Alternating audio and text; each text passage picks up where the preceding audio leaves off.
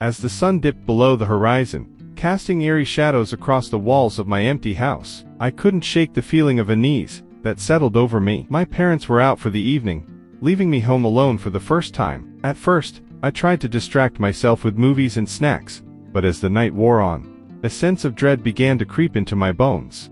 Suddenly, I heard a faint scratching at the front door, followed by a low, guttural growl. My heart pounded in my chest as I tiptoed towards the door, my hands trembling with fear. Peering through the peephole, I saw nothing but darkness. Just as I began to convince myself it was my imagination, the scratching grew louder, more insistent. With a sinking feeling in the pit of my stomach, I realized I was not alone in the house. Panic seized me as I realized I had no way to defend myself. I frantically dialed my parents' number, but there was no answer. Trapped in a nightmare of my own making, I could only pray for morning to come and chase away the horrors that lurked in the darkness.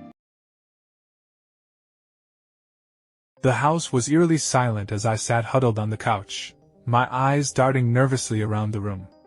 My parents had gone out for the evening, leaving me alone in the sprawling mansion that seemed to groan with every creak of its ancient floorboards. Despite my efforts to brush off my unease, I couldn't shake the feeling of being watched. Suddenly, I heard the unmistakable sound of footsteps echoing through the empty halls. My breath caught in my throat as I strained to listen, my heart hammering in my chest. I knew I should call for help, but a voice in the back of my mind warned me not to draw attention to myself. As the footsteps drew closer, I felt a chill run down my spine. With growing dread, I realized that whatever was in the house with me was not human. I huddled in the corner of the room, praying for the nightmare to end and for the first light of dawn to banish the darkness that threatened to consume me.